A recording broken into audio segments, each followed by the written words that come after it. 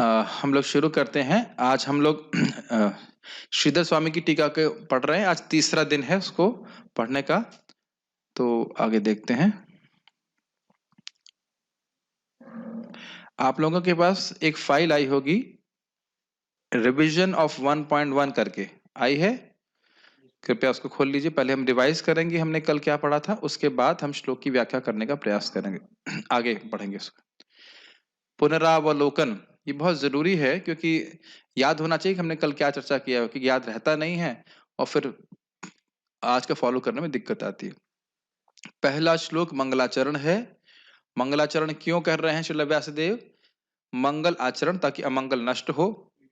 क्या करना चाहते थे? सारे पुराण इत्यादि लिख करके वह संतुष्ट थे। नारद जी के उपदेश श्रीमद् भागवतम को लिख रहे थे, लिखने की इच्छा थी, और वह श्रीमद् भागवतम भगवान के गुण प्रधान रूपी शास्त्र है। तो इसमें जो भी प्रत्युह की निवृत्ति, प्रत्युह मतलब था कोई कठिनाई ना आ जाए, कोई बाधा ना आ जाए, उसकी निवृत्ति के लिए इसी के प्रतिपाद्य देवता भगवान श्री कृष्ण का स्मरण कर रहे हैं। श्रील व्यासदेव भगवान कृष्ण का ध्यान कर रहे हैं, ये सीखा हमने। उसके बाद धीमहि शब्द पे हमने क्या सीखा था कि सभी को, सभी जीवों को अंगीकृत करके, धीमहि शब्द बहुवचन में है, सभी को अंगीकृत। अब अंगीकृत का अर्थ यहाँ नहीं समझाऊंगा, ठीक है? अंगीकृत समझते हैं, एक साथ अपने को लेकर के शिक्षा दे रहे हैं कि सभी को भगवान कृष्ण का ध्यान करना चाहिए, अगर अपने जीवन में हम मंगल चाहते हैं। उसके बाद ये इंटरेस्टिंग है, परमम अर्थात परमेश्वर। परमम परमेश्वरम याद आ रहा है? टीका में पढ़ा था। देखिए, संस्कृत बोलने से क्या कम से कम संस्कार बन रहा है। जब मैं बोलूंगा हाँ याद आया था, कि देख भी रहे हैं, सुन भी रहे हैं, तो संस्कार मन में बन रहा है। इसको मैं कल व्याख्या ठीक से नहीं कर पाया, उसको फिर से रिपीट करना चाहता हूं। देखिए, परमम से श्री कृष्ण का निरूपण हुआ था, ये हमने चैतन्य चरितामृत के श्लोक से देखा था, तो उसको समझ लेना चाहिए। श्रीधर स्वामी क्या कह रहे हैं? परमम अर्थात परमेश्वरम। और ब्रह्म संहिता में हम क्या सुनते हैं? ईश्वर परम कृष्णा। तो परम ईश्वर की बात की जाए, परमेश्वर, परम पिता, परमात्मा, तो कौन है? भगवान कृष्ण। यह किसी और का द्योतक नहीं है, कोई और व्यक्ति इसको कार्य को नहीं कर सकता है। सॉरी, कार्य नहीं, यह किसी और का वर्णन नहीं है, केवल भगवान कृष्ण का है। इसलिए परमम शब्द जो है वो है किसके लिए? परमेश्वर भगवान श्री कृष्ण के लिए, इसलिए बोला गया था। ठीक है, उनके स्वरूप और तटस्थ लक्षणों का वर्णन इस श्लोक में हुआ है। यह भी आपको याद है कि नहीं? और स्वरूप लक्षण और तटस्थ लक्षण क्या होते हैं, इसकी व्याख्या भी हमने की थी। क्या होते हैं स्वरूप लक्षण? आकृति और प्रकृति स्वरूप, स्वरूप लक्षण, और कार्य जो है वह तटस्थ लक्षण। ये समझ लीजिएगा, ताकि आगे भी भागवत समझ में आती चली जाए। सत्यम शब्द के अर्थ में एक शब्द, एक व्याख्या रह गई थी, उसको मैं भी समझाऊंगा। सत्यम का अर्थ था सचिदानंद।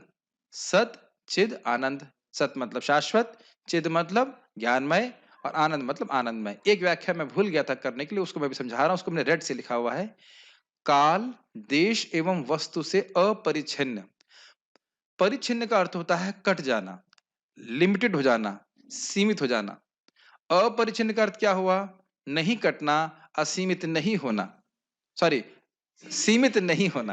हाँ, ये समझ में आ रहा है? ये प्लीज प्लीज इसको समझ लीजिएगा। भागवत में ये शब्द अपरिच्छिन्न कई जगह आया है, क्योंकि भगवान का ये गुण है। इसको भक्तों ने कई बार मतलब बोला है कि आप सर्वव्यापी हैं, आप हर देश में हैं, हर काल में हैं, हर वस्तु भी भगवान ही है, क्योंकि वो भगवान की शक्ति है। हर वस्तु में भगवान का प्रवेश है। समझ में आ रहा है? तो अब इसका हम समझाने का अर्थ, इसका अर्थ क्या समझाते हैं। भूत हो, भूतकाल, वर्तमान काल, भविष्य काल, इन तीनों कालों में भगवान रहते हैं कि नहीं रहते हैं?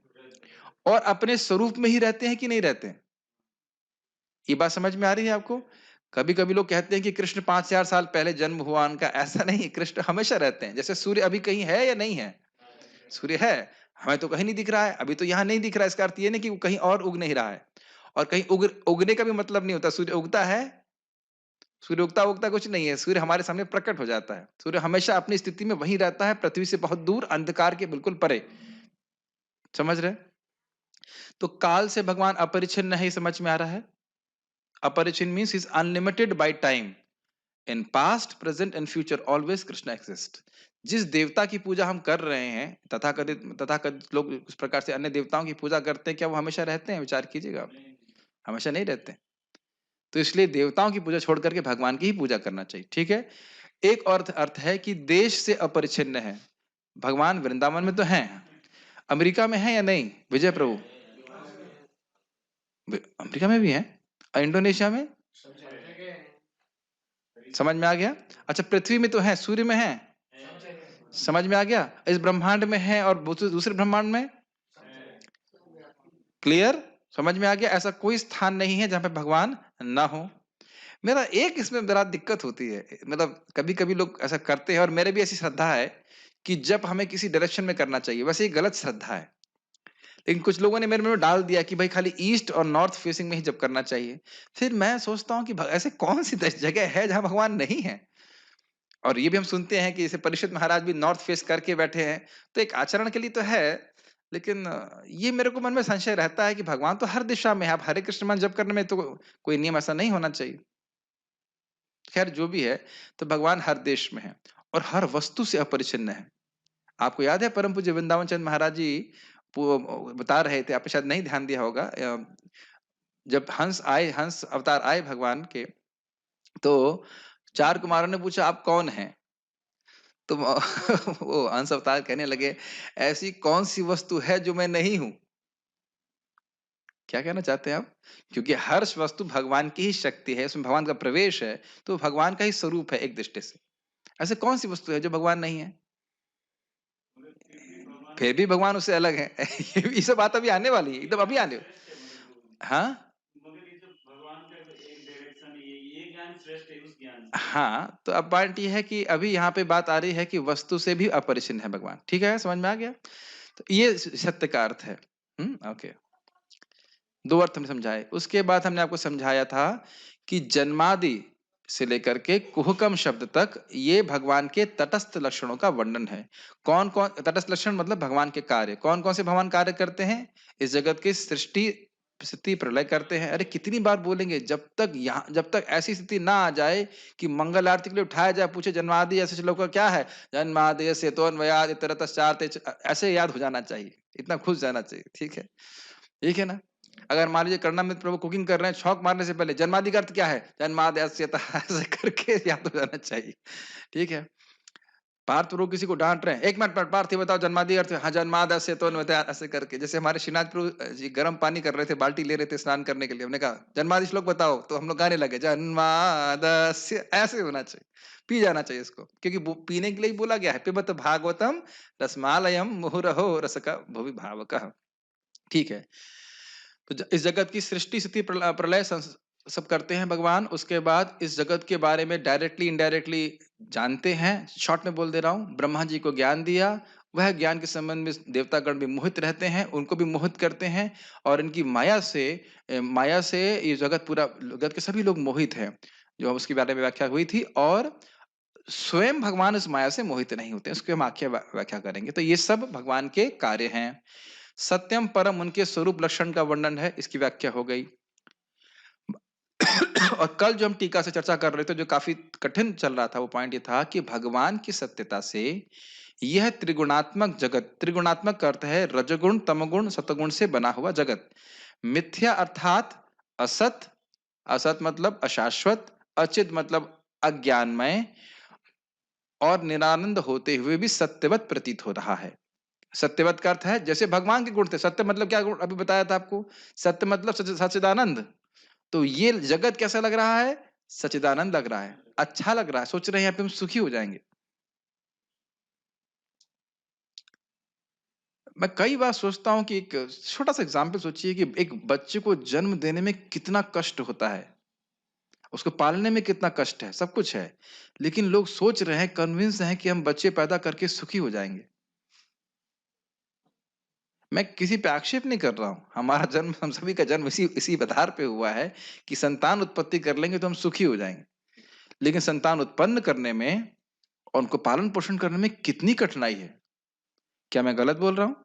नहीं, मैं कभी गलत नहीं बोल सकता, ऐसा नहीं है, बहुत बार गलत बोला, लेकिन ये बात बिल्कुल सही है। और अगर थोड़ा सा भी व्यक्ति विचार करेगा कि किस प्रकार से मैं को इस जगत में जन्म प्राप्त हो रहा है, तो कभी नहीं सोचेगा कि ये जगत जो है सुखमय हो सकता है। तो खैर हम इस पे अभी व्याख्या अधिक नहीं कर रहे, लेकिन ये माया के कारण हो रहा है कि दुखेशु सुख माने, ना ही भागवत में सीखेंगे। दुख में है, लेकिन हम सोच रहे हैं कि हम सुख ही हो जाएंगे, सुख प्राप्त कर रहे हैं, दुख को ही सुख मान रहे हैं, इसे माया से हो रहा है। उसके बाद एक इसको एग्जाम्पल से बताया गया, जैसे जल में स्थल, स्थल में जल, कांच में अग्नि आदि की प्रतीति होती है, वहां है नहीं। एग्जाम्पल याद आ रहे थे आपको? एग्जाम्पल तो आप स्पष्ट याद होगा आपको, उदाहरण कि रेगिस्तान में पानी दिखाई पड़ता है, ठीक है, वहां है नहीं पानी, लेकिन मिट्टी है, मिट्टी है लेकिन मिट्टी की जगह आपको जल दिख रहा है। और हमने दुर्योधन वाला एग्जाम्पल लिया था जिसमें जल की जगह उसको मिट्टी दिख रही थी और मिट्टी की जगह जल दिख रहा था, उसमें धम से वो गिर गया था। क्लियर, समझ में आ रहा है? ओके। अब हम लोग आगे श्रीधर स्वामी की टीका पढ़ने से पहले कृपया श्लोक को जरा एक बार गाया जाए। ओम नमो भगवते वासुदेवाय। 3 बार श्लोक की आवृत्ति करेंगे। जन्मादस्य यतोऽन्वयादितरतश्चार्थेष्वभिज्ञः स्वराट् तेने ब्रह्महृदयादिकवये मुह्यन्ति यः तेजो वारिमृदां यथा विनिमयो यत्र त्रिसर्गो मृषा धाम्ना स्वेन सदा निरस्तकुहकं सत्यं परं धीमहि। फिर से शुरू कीजिए। जन्मादस्य यतोऽन्वयादितरतश्चार्थेष्वभिज्ञः स्वराट् तेने ब्रह्महृदयादिकवये मुह्यन्ति सूरयः तेजो वारिमृदां यथा विनिमयो यत्र त्रिसर्गो मृषा धाम्ना स्वेन सदा निरस्तकुहकं सत्यं परं धीमहि। जन्मादस्य यतोऽन्वयादितरतश्चार्थेष्वभिज्ञः स्वराट् तेजो न हृदयादिकवये मुह्यन्ति सूरयः तेजो वारिमृदां यथा विनिमयो यत्र त्रिसर्गो मृषा धाम्ना स्वेन सदा निरस्तकुहकं सत्यं परं धीमहि। ओके, शुरू करते हैं हम लोग। अब आगे की टीका पढ़ते हैं।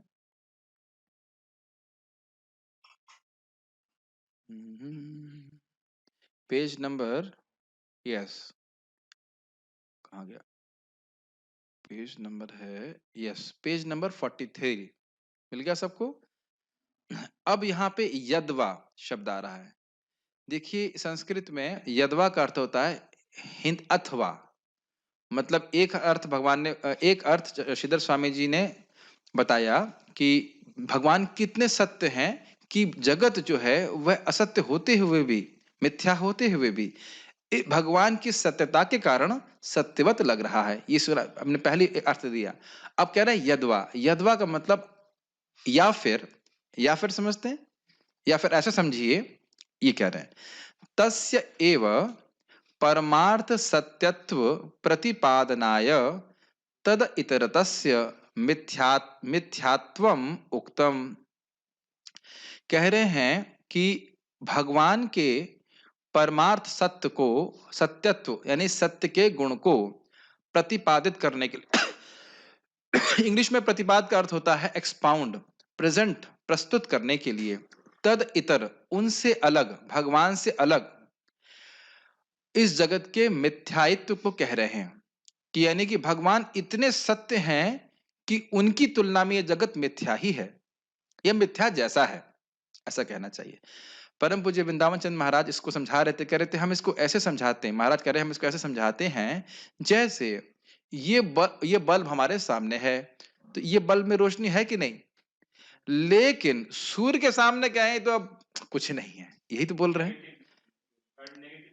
समझ रहे हैं? नहीं, सूर्य से तुलना कीजिए, सूर्य में इतना प्रकाश है कि अब ये उस बल्ब में तो कुछ प्रकाश नहीं है। क्या समझ से बोलते हैं कि नहीं बोलते हैं? फिर से रिपीट कर रहा हूँ, उदाहरण को समझेंगे तो ये टीका तुरंत समझ में आ जाएगी। मैं बड़ा प्रसन्न हुआ था महाराज की इस टीका से। कह रहे सूर्य में क्या हम ऐसा नहीं बोलते? अभी कह रहे हैं हाँ भाई रोशनी बड़ी अच्छी है कि नहीं? लेकिन सूर्य से क्या सूर्य में इतना प्रकाश है कि अब इसमें तो कुछ है ही नहीं प्रकाश। बोलते हैं कि नहीं बोलते हैं? इसका अर्थ ये नहीं कि कुछ भी प्रकाश नहीं है इसमें। लेकिन सूर्य के आगे कुछ भी नहीं है। ठीक है? तो सूर्य के तेज को, सूर्य के प्रकाश को स्थापित करने के लिए बोल रहे हैं कि सूर्य का प्रकाश इतना अधिक है, इसमें कुछ है ही नहीं। तो भगवान इतने सत्य हैं कि ये जगत मिथ्या है। मिथ्या जैसा मान के चलिए। मतलब मान के चलिए कि इस बल्ब में कोई प्रकाश नहीं है। तो उसी प्रकार से कह रहे हैं कि भगवान इतने सत्य हैं कि मान के चलो कि जगत में कुछ भी कोई दम नहीं है, सीधी बात। अब समझ में आ गया? बहुत ईज़ी है। यत्र मृषा मृषा एवायम मृषा एव मृषा इव इव मृषा इव का अर्थ है मृषा जैसा, झूठा जैसा, तिसर्गो न वस्तुतः सन्निति। कह रहे हैं कि ये जगत मिथ्या जैसा है, वस्तुतः मिथ्या नहीं है। कल हम यही व्याख्या कर रहे थे ना, एकदम क्लियरली इसको समझा रहे हैं। ऐसा मत सोचिए, टेम्परेरी है, मतलब है, लेकिन ऐसा नहीं कह सकते कि वस्तु ये जगत है ही नहीं। जैसे बल्ब में भी प्रकाश है ही नहीं, आप ये नहीं कह सकते हैं। लेकिन सूर्य की तुलना में नहीं, प्रकाश मान लीजिए नहीं है।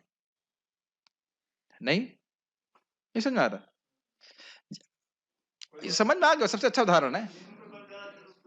हाँ, हाँ, अब बाहर में बल्ब जला देंगे तो दिन में क्या करें भाई, जल भी नहीं रहा है या नहीं रहा है, कुछ हम उसकी धारणा नहीं कर सकते हैं। तो सूर्य के तुलना में जिस प्रकार से बल्ब अब रोशनी रहित ही मानिए, उसी प्रकार भगवान इतने सत्य हैं कि जगत में कोई अब सत्यता नहीं मानिए, मिथ्या जैसा ही मान लीजिए बस। मिथ्या जैसा का मतलब है मिथ्या है नहीं। Make sense? क्या संस्कृत डिफिकल्ट लग रही? नहीं। यत्रेति अनेन प्रतीतम उपाधि संबंधम वार्यति स्वेनैव धाम्ना महसा निरस्तम कुहुकम कपटम माया लक्षणम यस्मिन् स्तम। इसको समझाने का प्रयास करता हूं। अच्छा चलो भाई, एक और इंटरेस्टिंग बात है। कह रहे हैं इस जगत का भगवान से उपाधि संबंध नहीं है। उपाधि संबंध मतलब जैसे इस जगत में, जैसे हम लोग शरीर में हैं, तो एक प्रकार से शरीर आत्मा आत्मा पे ही रचा गया है। ये आगे भी आएगा। आत्मा नहीं हो तो शरीर की रचना नहीं होगी, इसके इच्छाएं हैं और उसके ऊपर रखा गया है। तो हम अपने शरीर को, भले ही हम शरीर से भिन्न हैं, लेकिन हम इसमें आसक्त हो जाते हैं। और हमने क्या सुना कि भगवान सच्चिदानंद हैं और ये जगत भगवान में ही रचा गया है, तो कहीं यह ना सोच लेना कि भगवान भी इस जगत को उपाधि के रूप में ग्रहण कर लेते हैं। पानी का ग्लास यहाँ पे होता तो मैं समझा देता। हाँ, दे जरा। बिल्कुल, मैंने उदाहरण दिया है, समझ में आ जाएगा। तो ये तो खाली है। अगर कोई पानी भर के लाएगा तो समझना। ये ग्लास देख रहे हैं, बड़े जो टेंशन मत लीजिए, समझ में आता है इतना। ये पानी का ग्लास है। ये पानी का ग्लास अधिष्ठान है। इसमें पानी रखा जाता है। जब पानी रखा जाता है तो ये ग्लास गीला हो जाता है कि नहीं? हो जाता है।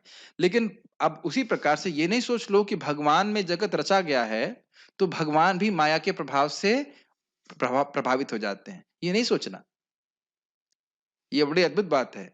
जल ग्लास में है लेकिन ग्लास जल से गीला नहीं हो रहा है। ये कैसे हो रहा है? लेकिन ये भगवान का अद्भुत गुण है। अर्थात भगवान इस जगत की सृष्टि करके उसमें प्रवेश करके भी पूरी तरह से निर्लिप्त रहते हैं। जैसे एक एग्जाम्पल समझिए, बहुत अच्छा एग्जाम्पल हमारे सर देते थे, लीला पुरुषोत्तम प्रभु कह रहे थे कि या कोई और मुझे लगता है मैंने उनसे ही सुना था कि जो लोग पागलों के डॉक्टर होते हैं वो खुद भी एक समय के बाद पागल हो जाते हैं।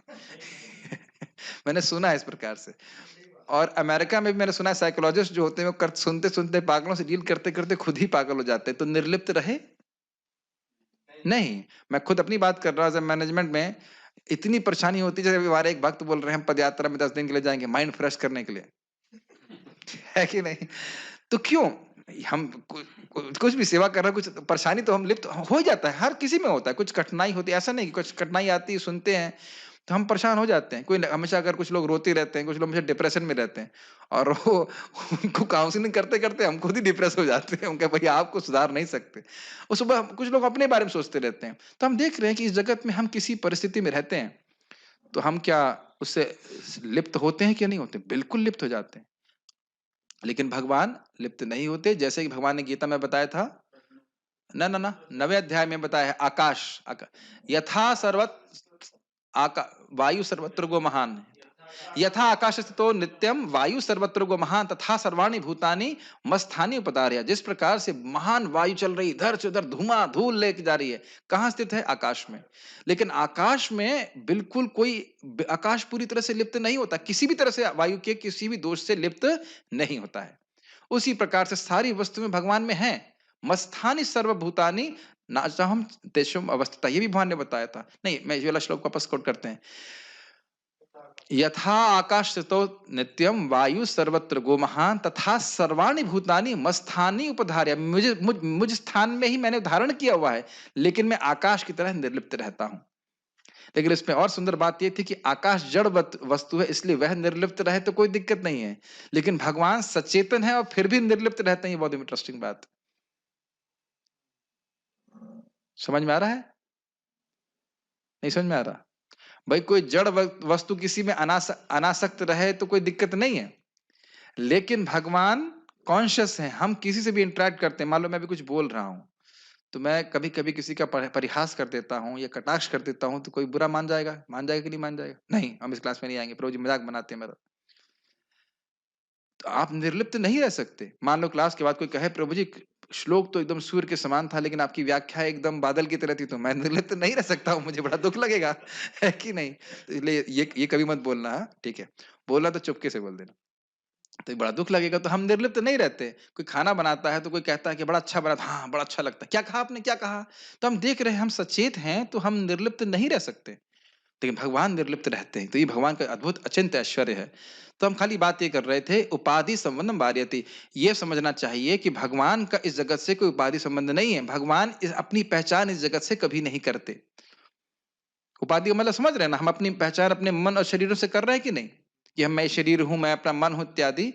मान लीजिए कोई कहे, जैसे उपाधि को थोड़ा समझना चाहिए, मान लीजिए कोई कहे कि आपका लग रहा है हाथ में कुछ खराबी है। हाँ हाँ प्रभु जी, मेरे हाथ में थोड़ा चोट है। कोई बोले आपके टांग में लग रहा है, लगड़ा रहे हैं आप, टांग में कुछ प्रॉब्लम? हाँ मेरा थोड़ा टांग में चोट है।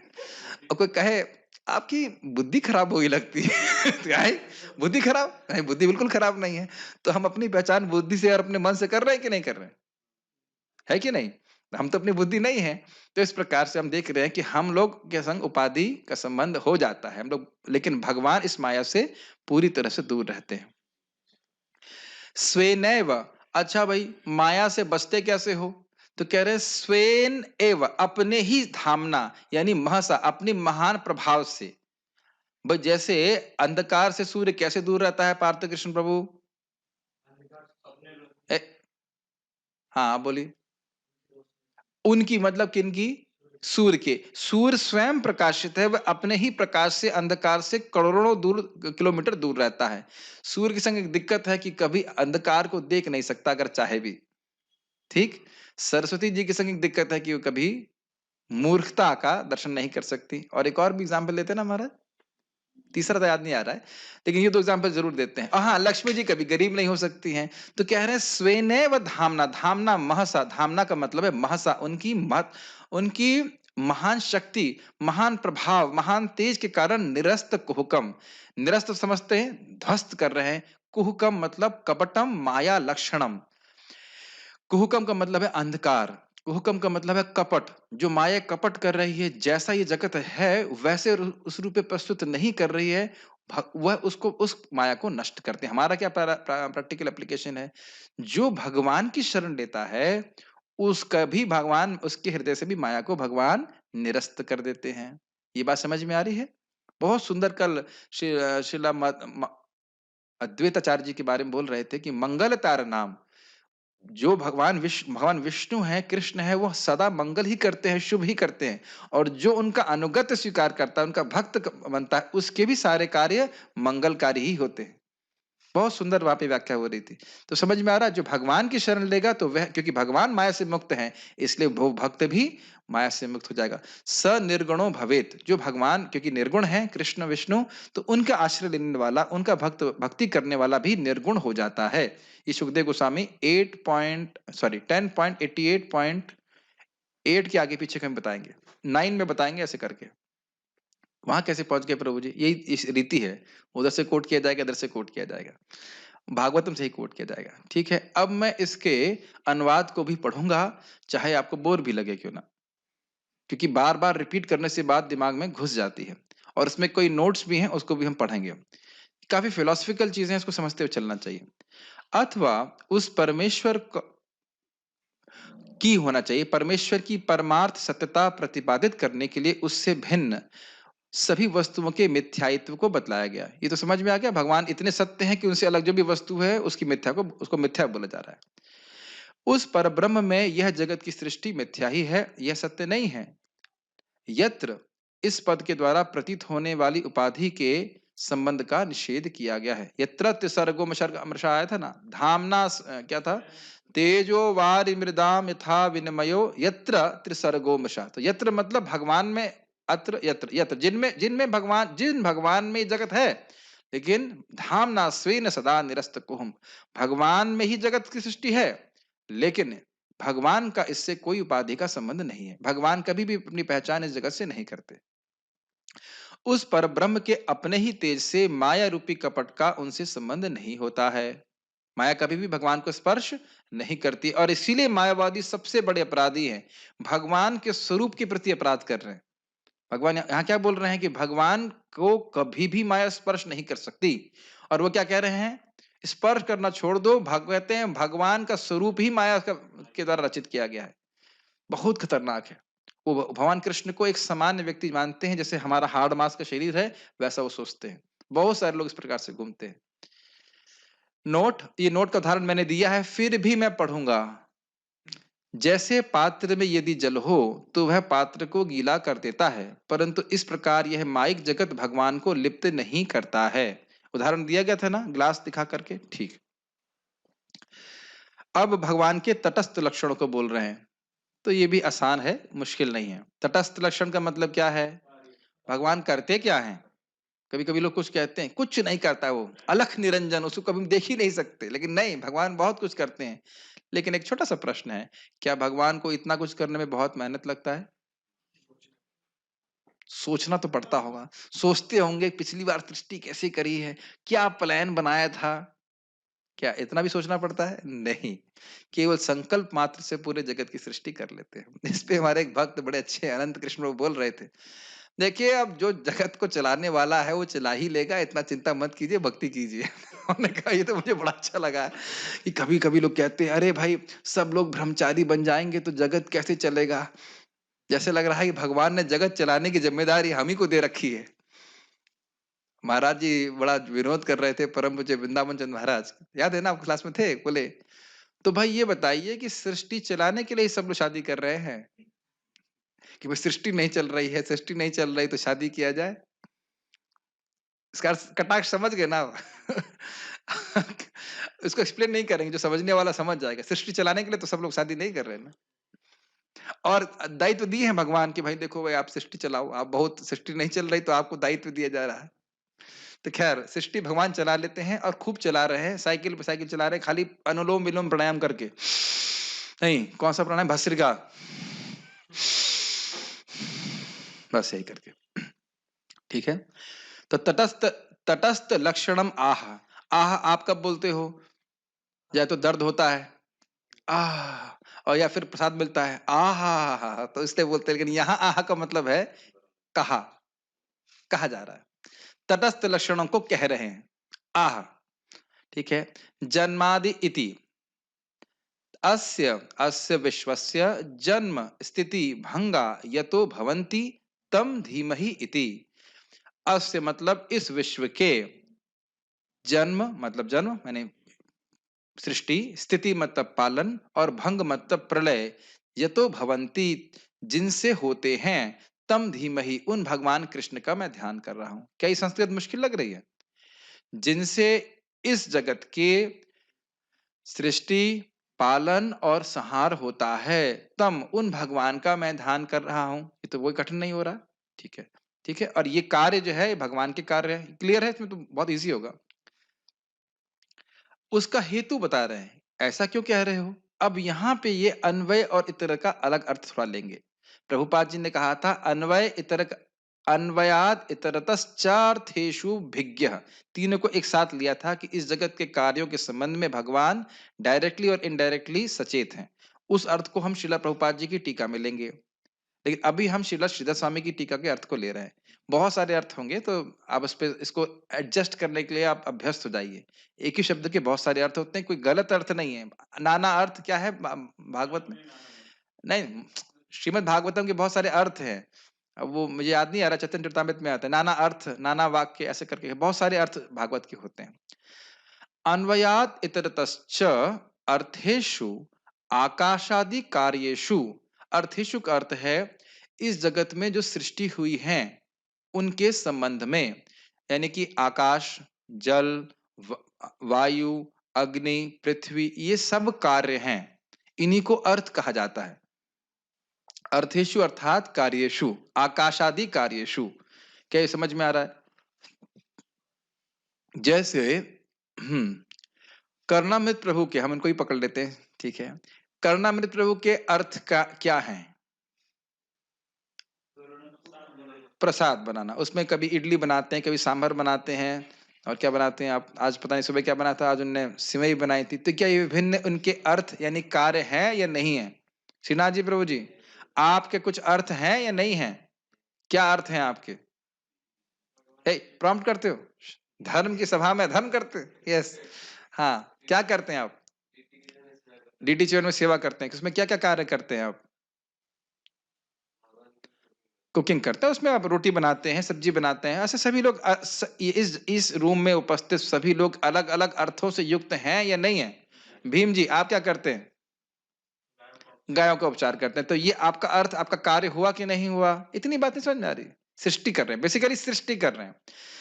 तो ये सृष्टि जो है, ये आकाश आदि कार्यशों में, कार्यों में, कार्यशु का अर्थ है कार्यों में, परमेश्वरस्य, परमेश्वर का सदरूपेण अन्वयाद। सदरूप का मतलब क्या होता है? सद का मतलब कार्य रूप में। ये जगत की हर वस्तु भगवान की शक्ति प्रधान से आई, भगवान उसमें सीधे प्रवेश किए। अकार्य भ्रष्ट, यानी जगत में कोई भी वस्तु है उसका संबंध सीधे भगवान से। कहां से आया? भगवान से आया। कहां से आया? ये कहां से आया? ये कहां से आया? ये किसकी है? ये किसकी है? ये वस्तु किसकी है? सब कुछ भगवान की। ईशावास्यम इदम सर्वम यत् किंचित जगत्याम जगत। जो कुछ भी आप देख रहे हो ये सब भगवान का है। ये क्लियर समझ में? सीधा संबंध समझ लेना चाहिए। हो गया अन्वय का अर्थ। इस जगत की किसी भी वस्तु को आप देख रहे हैं वो किसकी है? भगवान की है। ये अन्वय का सीधा सीधा सिंपल अर्थ समझ लीजिए। इस जगत में कोई भी वस्तु आप देख रहे हो उसकी सत्ता सीधे भगवान पे आश्रित है। अगर वो भगवान से नहीं आई है तो ऐसी कोई वस्तु है ही नहीं। मेरी बात समझ में आ रहा होगा अब? तो अन्वय का मतलब सीधे भगवान से आ रही है, ऐसे समझ लीजिए। अन्वय मतलब सीधा संबंध है। कोई वस्तु किसकी है? भगवान की है। ये शरीर मेरा किसका है? भगवान का है। भले ही माया की वस्तुओं से बना है, माया किसकी है? भगवान की। ये कितना क्लियर समझ में आया? ये तो बहुत आसानी समझ में आ रहा होगा। अब कह रहे हैं अकार्यभ्यश्च ख पुष्पादिभ्यस् तद व्यतिरेकात। तो देखिए, इतर का अर्थ है, इतर का मतलब होता है अपोजिट, अलग। तो अन्वय का मतलब सीधा संबंध, और इतर का मतलब हो गया व्यतिरेक, उल्टा। तो इतर का अर्थ क्या समझना चाहिए? मान लीजिए मैं पूछूं कि आकाश में पुष्प होते हैं क्या? घोड़े के अंडे होते हैं क्या? बंध्या स्त्री के बच्चे होते हैं क्या?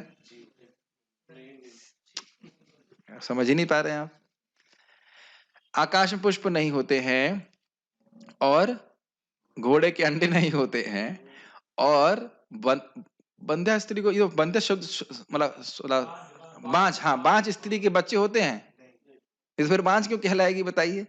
तो इस प्रकार से अगर ये वस्तु में होती नहीं है तो इन वस्तुओं का भगवान से व्यतिरेक संबंध है। मतलब ये वस्तु नहीं है, जो वस्तु है ही नहीं उसको आप ये नहीं कह सकते भगवान से कैसे आई। अरे भाई, जिसकी अगर अगर कोई वस्तु भगवान से नहीं आई, मतलब नहीं है, तो भगवान से नहीं आई है। जो एग्जिस्ट नहीं करती है वो भगवान से नहीं आई। इसको मैं एक और एग्जाम्पल, मेरे अभी भगवान कृपा कीजिए बहुत सुंदर एग्जाम्पल भक्त ने समझाया था, मेरे को अभी स्ट्राइक नहीं कर रहा है। बहुत अच्छे से समझ में आ जाता है व्यतिरेक को। हाँ, हाँ, मैं देखिए प्रयास करता हूँ याद करने का। अग्नि है तो धुआं है, तो धुआं का अग्नि से संबंध है। डायरेक्ट संबंध है कि नहीं? अग्नि होती तो धुआं होता है। मैं प्रयास कर रहा हूँ स्मरण करने का, बहुत अच्छा एग्जाम्पल था। लेकिन कहीं कहीं अग्नि होती है लेकिन धुआं नहीं होता है। नहीं नहीं, ये भूल जाइए, अभी मैं इसको पूरा नहीं समझा पा रहा हूँ, लेकिन इतना जो हम यहाँ पे अर्थ समझ रहे थे कि जो वस्तु नहीं है, उसके लिए वो, उसका मतलब है कि वो है, मतलब जो इमेजिनरी वस्तु है, अकार्य है, मतलब वो उसकी वो इमेजिनरी है। अगर भगवान से नहीं आई है, तो उसका अर्थ है कि वह एग्ज़िस्ट नहीं करती है। कल मैं इसको और समझाने का प्रयास करूँगा। ये इसमें एक एग्ज़ाम्पल था, मुझे मिस हो गया मेरे चित्त से, बहुत सुंदर एग्ज़ाम्पल था। पर एनीहाउ अभी हम पढ़ते हैं इसके बाद। परब्रह्म के तटस्थ लक्षण को बतलाते हुए महर्षि जन्मादि इत्यादि कहते हैं। अर्थात जिस परब्रह्म से संपूर्ण जगत की सृष्टि, स्थिति और लय संहार होते हैं, उस परब्रह्म का हम ध्यान करते हैं, तो स्पष्ट है। इसके हेतु को बतलाते हुए कहते हैं, अन्वयात इतरतश्चा, क्योंकि आकाश आदि कार्यों में परब्रह्म का सतरूप यानी कार्य रूप से अन्वय संबंध है, और कार्य व्यतिरिक्त आकाश पुष्प आदि में परब्रह्म का व्यतिरेक संबंध का भाव है। अर्थात यदि कोई वस्तु भगवान से नहीं आई है, तो उसका अस्तित्व नहीं ही होता है, ये बात बोल रहे हैं। सारी वस्तुएं भगवान से आई हैं, ये हो गया अन्वय का अर्थ। और इतर का अर्थ हो गया कि जो वस्तु नहीं है, मतलब नहीं आई है, तो उसका अस्तित्व ही नहीं होता है। ये सीधी बात बोल रहे हैं। लेकिन इसमें और कुछ सटल पॉइंट्स थे, वह मेरे को अभी मिस हो गया है। आई शुड हैव लिख लेना चाहिए था। जो भी है, इतना तो समझा दिया भाई। अब उसके आगे देखते हैं। नोट, भगवान सभी वस्तुओं के कारण हैं। तो यदि वे आकाश पुष्प जैसी वस्तुओं के कारण नहीं हैं, तो वे वस्तुएं अर्थात कार्य होते ही नहीं हैं। ठीक, कोई वस्तु के कारण अगर भगवान नहीं है, हाँ अब याद आ रहा है, कोई वस्तु के कारण अगर भगवान नहीं है, तो वो वस्तु नहीं है, हो ही नहीं सकती। इसका प्रैक्टिकल एप्लीकेशन क्या है, इसको हम आगे चतुश्लोकी में सीखेंगे। ऋते अर्थम यत प्रतीयेता न प्रतीयेता चात्मनि, तन विद्या आत्मनो माया यथा भासम यथा तमः। इस जगत में किसी भी वस्तु का संबंध अगर तुम्हें मुझसे नहीं दिख रहा है, तो ये मेरी माया की वजह से है। तो पॉइंट क्या है कि ऐसा हम अगर ये सोच रहे हैं कि ये वस्तु भगवान की नहीं है, तो ये गलत बात है। कोई भी वस्तु अगर यहाँ पे एग्जिस्ट कर रही है, दिख रही है, वह भगवान की ही शक्ति है, ये समझना चाहिए। ये बात हम इससे सीख रहे हैं, इस टीका से। क्या ये समझने में कठिनाई हो रही है? नहीं। तो इसका प्रैक्टिकल एप्लीकेशन क्या है? हमारा मन, हमारी वाणी, हमारी बुद्धि, सब शरीर, सब कुछ भगवान का है। हम भी भगवान के हैं, हमें भगवान की सेवा करना चाहिए। ठीक है? नहीं, वो अलग चीज है। सब कार्यों में सत रूप से उसका अन्वय यानी संबंध है, और अकार्यों में व्यतिरेक अर्थात सब सृष्टि के पदार्थों या कार्यों में वह सत रूप से वर्तमान है। इसी से इनकी सत्ता स्वीकृत होती है, और आकाश कुसुम वंध्यापुत्र आदि अकार्यों में उसका कुछ भी संबंध नहीं है। इसी से उनके अस्तित्व को स्वीकार नहीं किया जा सकता। वही बात बोल रहे हैं कि इस जगत में जो कोई भी वस्तु है, वो कहाँ से आई? भगवान से। और अगर आप कहो कि इमेजिनरी वस्तु कर लो कि भाई ये आकाश पुष्प कहाँ से आया, ये देखो बोल दिया आकाश पुष्प भगवान से आया। अरे आकाश पुष्प आया ही नहीं है, होता ही नहीं है। समझ रहे हैं? कोई बात नहीं, समझने मुश्किल हो रही है। आकाश कुसुम तो होता ही नहीं है, तो उसका मतलब फिर वो भगवान से नहीं, वो उसका संबंध ही भगवान से नहीं है, ही नहीं कोई वस्तु। जैसे बांझ स्त्री के पुत्र नहीं हो सकते हैं, तो बांझ क्यों कहेंगे उसको? घोड़े के अंडे नहीं होते। ठीक है, धारण कर पा रहे हैं, कुछ कुछ समझ पा रहे हैं, ठीक है। अच्छा, अब इसको देखेंगे अगली टीका को। यह श्रीला प्रभुपाद जी के तात्पर्य में भी आप देखोगे। इसको देखिए, आसान है, कोई मुश्किल नहीं है। यद्वा, यद्वा का अर्थ क्या बताया था? या फिर, हाँ इतना तो याद होगी संस्कृत। अन्वय शब्देनानुवृत्ति ही इतर शब्देन व्यावृत्ति ही अनुवृत्तत्वात् सद्रूपम ब्रह्म कारणम मृत्सु वर्णादिवत व्यावृतत्वाद विश्वम कार्यम घट कुंडलादिवत इति अर्थ। तो कह रहे हैं अन्वय शब्द से, शब्देना, अन्वय शब्द से अनुवृत्ति मतलब व्याप्ति, और इतर शब्द से व्यावृत्ति मतलब अलग करना। ये समझना चाहिए। व्यावृत्ति का मतलब होता है अलग करना और अनुवृत्ति मतलब उसमें प्रवेश इस एंटरिंग इस प्रवेश कर रहे हैं। तो कह रहे हैं अनुवृत्तत्वात् सदरूपम ब्रह्म कारणम। इस जगत के रूप में इस जगत में भगवान ब्रह्म के शक्ति के रूप में प्रधान के रूप में प्रवेश कर रहे हैं। इस जगत की आपने मैं गीता में पढ़ा चुका हूं, इस जगत की हर वस्तु प्रधान से आई है। प्रधान भगवान की शक्ति है जिसमें रजोगुण तमोगुण सतोगुण बराबर अवस्था में रहते हैं। और एग्जाम्पल कह रहे हैं मृत स्वर्णादिवत, मिट्टी और सोने जैसे। जैसे आप समझिए मिट्टी क्या एग्जाम्पल लिया जाए, ये माइक में मिट्टी है या नहीं है? कौन बोला है इतनी जोर से? गुड। इस फैन में मिट्टी है या नहीं है? अब समझ में आने लग गया? स्पीकर में मिट्टी है कि नहीं है? हमारा शरीर में मिट्टी है कि नहीं है? इन सभी जगह मिट्टी का प्रवेश है कि नहीं? घड़े में मिट्टी है कि नहीं है? क्लियर समझ में आ रहा है? तो मिट्टी हर जगह प्रवेश कर रही है कि नहीं? इतना समझ में, इसे कहते हैं अनुवृत्ति, हर जगह प्रवेश कर रही है। Make sense? अच्छा, फिर भी ये जो फैन है, अच्छा देख एक इंटरेस्टिंग बात, जब ये फैन ये स्पीकर या ये माइक नहीं थे तब मिट्टी थी या नहीं थी? और जब ये नहीं रहेंगे तब मिट्टी थी कि नहीं? और जब ये हैं तब मिट्टी है कि नहीं? तो आप देख सकते हैं कि मिट्टी इसमें प्रवेश की है लेकिन फिर भी मिट्टी इस वस्तु से अलग है। समझ में आ रहा है? नहीं समझ में आ रहा? आप ये माइक मिट्टी से अलग देख रहे हो कि नहीं देख रहे हो? ये मिट्टी का ही तो कार्य है। लेकिन मिट्टी की सत्ता इस पे निर्भर नहीं करती और मिट्टी इसमें प्रवेश की हुई है। ये मिट्टी पे निर्भर करता है। आए कहाँ फंस गए इस क्लास में हम लोग। यहाँ तो बहुत सोचना पड़ता है। हम तो सोच रहे थे कि कुछ सोचना नहीं पड़ता, दो चार कहानी सुना करके प्रभु जी छोड़ दिया करेंगे। स्वर्ण का एग्जाम्पल समझ में आ जाएगा शायद। अब देखिए अगर आप प्रभुपाद जी के तात्पर्य को पढ़ेंगे तो वहां पे आपको देखा जाएगा बात और वहां पर समझना बहुत आसान होगा। या तो अभी समझ लीजिए नहीं तो वहां लेट होगा, या तो यहाँ दिमाग लगा ली नहीं तो वहां दिमाग लगा, बच नहीं सकते आप। प्रभुपाद जी के तात्पर्य में भी ये सब बातें हैं, मैं ऐसे ही पढ़ के नहीं बोल रहा हूँ। या तो यहाँ समझ लीजिए दिमाग लगा लीजिए नहीं तो वहां रोकूंगा मैं, फिर देखो यहाँ पे बोला जा रहा है। अच्छा, स्वर्ण की खान समझ रहे हैं, माइन ऑफ गोल्ड, उससे सारे अलंकार आते हैं कि नहीं आते? इसमें क्या समझने मुश्किल है? तो क्या सोना हर जगह प्रवेश कर रहा है सारे अलंकारों में? ठीक है, लेकिन अच्छा सोने जब अलंकार नहीं थे तब सोने की खान थी कि नहीं थी? थी। और जब अलंकार हैं तब? और जब अलंकार नहीं रहेंगे तब? बस, सिंपल। तो अलंकार और सोने की खान में अंतर दिख रहा है कि नहीं दिख रहा है आपको? लेकिन सोना एक एक दृष्टि से सोने की खान उस अलंकार में प्रवेश की हुई है सोने के रूप में। अनुवृत्ति और व्यावृत्ति करती है, अलग कर रहे हैं। ठीक है।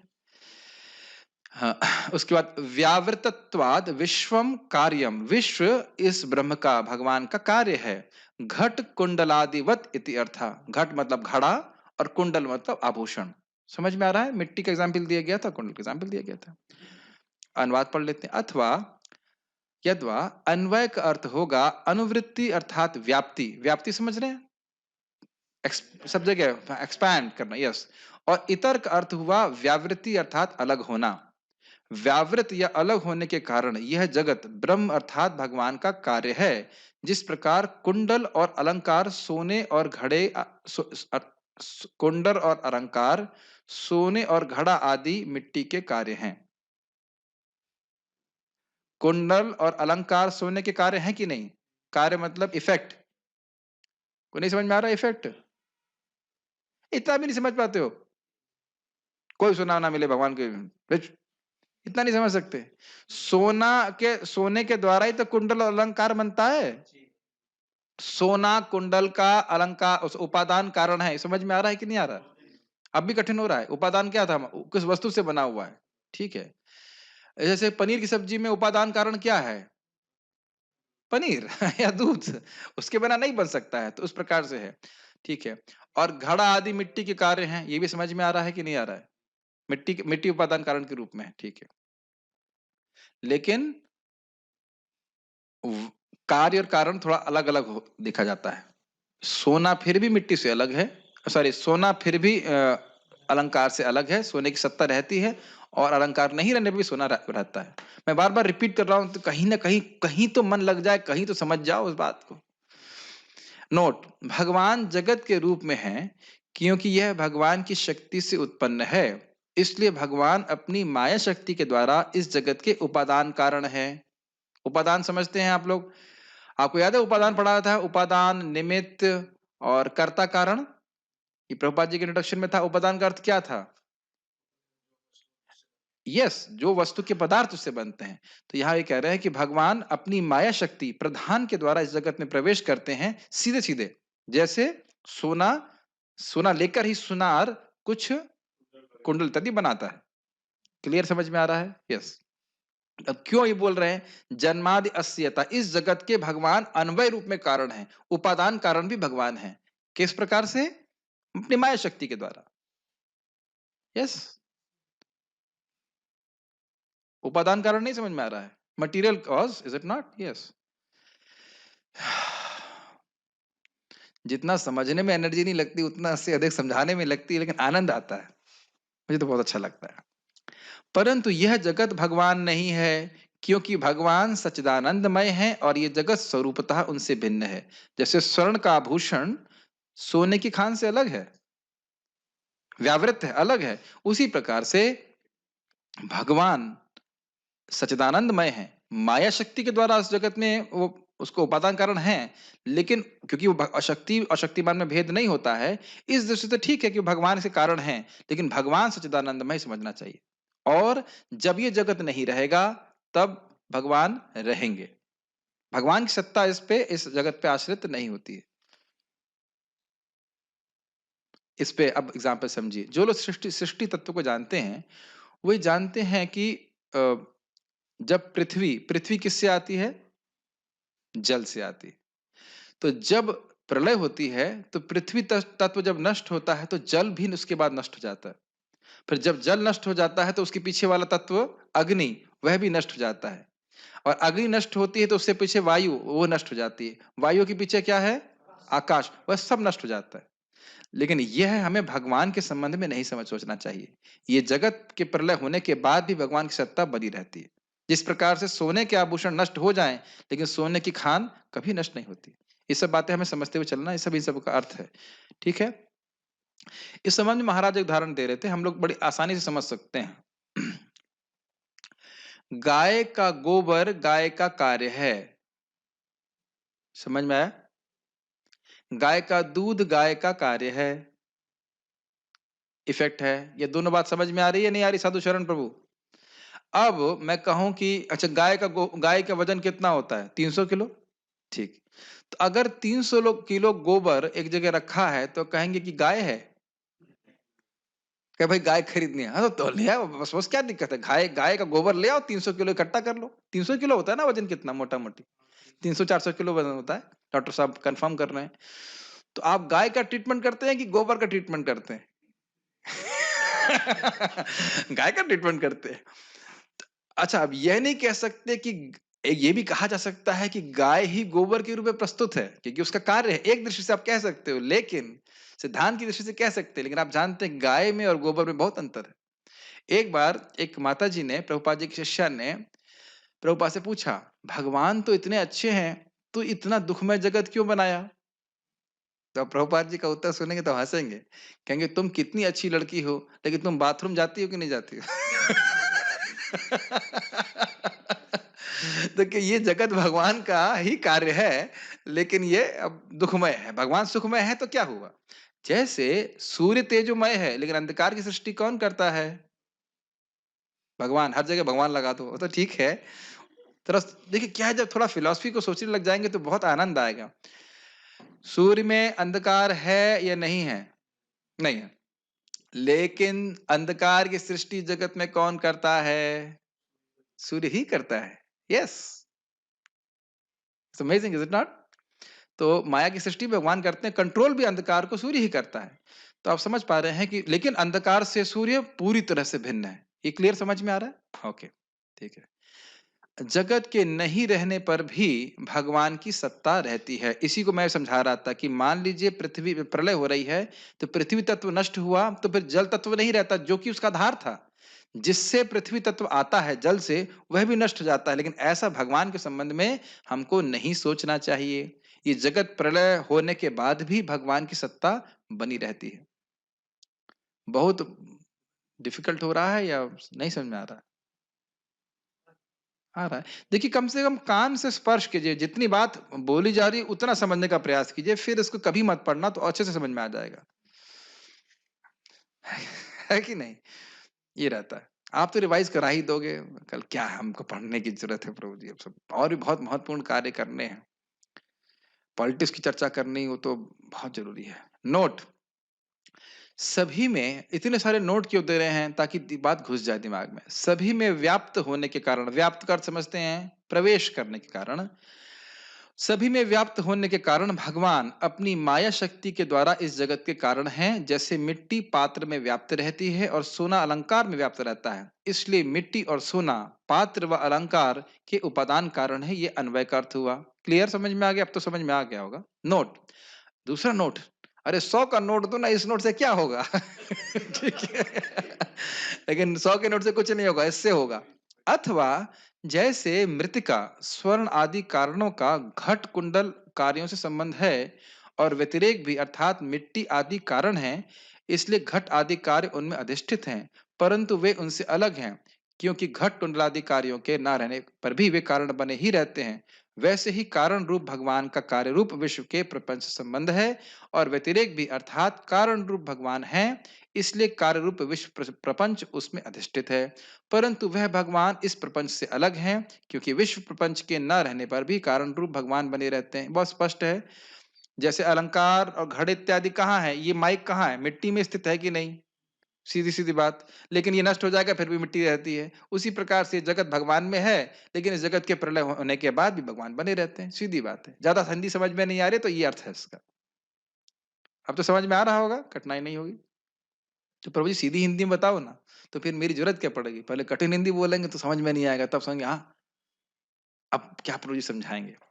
अब ये जो लाइन है, ये यदवा, ये भी यदवा करना जरूरी है, क्योंकि तीसरा अर्थ है। देखिए, अब इसके लिए मैं हमारे बलराम कृपा प्रभु की कृपा, मैं उसको क्या कहते हैं, आई विल कन्फर्म, बिकॉज ये मुझे बिल्कुल समझ में नहीं आया था, और बड़ा परेशान था कि अगर शुरू हो गया क्लास तो यहाँ मैं फंस जाऊंगा। और इसका संबंध आगे की टीका से था, तो बिल्कुल उसको एक्सप्लेन किए बिना रहा नहीं जाता। लेकिन मुझे अकाउंट ऑफिस के सामने ही प्रभु जी मिल गए और उन्हें समझा दिया, तो बहुत बहुत उनके धन्यवाद देना चाहता हूँ। बहुत अच्छा अर्थ है। इससे यह स्पष्ट होगा कि इस जगत का कारण भगवान है, ना कि कोई ना कि ऐसा सोचना कि भगवान इस जगत का कोई कारण ही नहीं है, अपने आप ही चल रहा है। तो इसको हम जरा समझाते हैं। यद्वा सावयत्वाद अन्वय व्यतिरेकाभ्याम यदस्य जन्मादि तद यतो भवति इति संबंध। मैं इसका अनुवाद पढ़ दूंगा तो समझ में आएगा, फिर उसको समझाऊंगा। या फिर यह विश्व सावयव है, अर्थात इस जगत की हर भौतिक वस्तु अवयव से युक्त होती है, और क्योंकि हर घटक भगवान की शक्ति से प्रकट हुआ है, इसलिए भगवान का इनसे अन्वय अर्थात सीधा संबंध है, और व्यतिरेक अर्थात सावयव विश्व के नहीं रहने पर भी भगवान शाश्वत रूप से विद्यमान रहते हैं। इसका अर्थ क्या है? अवयव का मतलब होता है इंग्रेडिएंट्स। फिर से वापस आ जाते हैं हमारी पनीर की सब्जी पे। पनीर की सब्जी में क्या क्या अवयव होते हैं? पनीर होता है, टमाटो होता है, पानी होता है, ये अवयव हुए ना। तो आप जब इस वस्तु को देखोगे जिसमें विभिन्न प्रकार के घटक हैं, तो आप ये विचार करेंगे ना, ये घटक कहाँ से आए?